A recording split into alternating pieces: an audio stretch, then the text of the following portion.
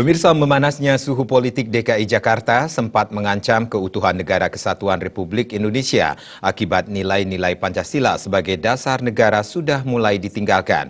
Pemerintah diharapkan tegas menghadapi munculnya paham radikal dan gerakan-gerakan yang berupaya memecah belah bangsa Indonesia serta ingin menggantikan Pancasila sebagai ideologi negara.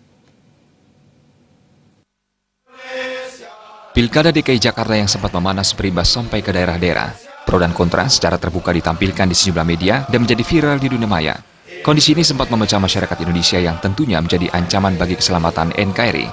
Menurut pimpinan Taman Agung Proklamasi Renon Denpasar, Gus Marhen, memanasnya suhu politik di Jakarta dan munculnya paham radikal akibat dari bangsa Indonesia sudah meninggalkan nilai-nilai Pancasila sangat disayangkan karena pemerintah dianggap kurang tegas terhadap munculnya paham-paham radikal yang mengancam keutuhan NKRI.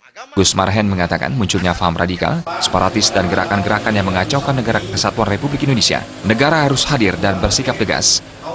Gerakan separatisme yang memecah bangsa ini, negara harus hadir.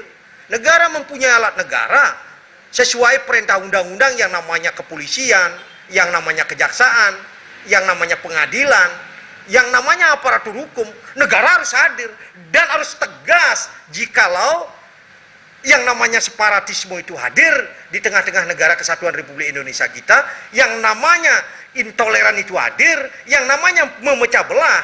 Negara harus on the track sesuai dengan perintah undang-undang itu menyelamatkan Negara Kesatuan Republik Indonesia yang kita sangat cintai.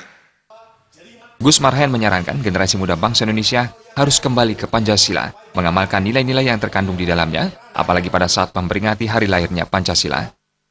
Artaya Bali TV.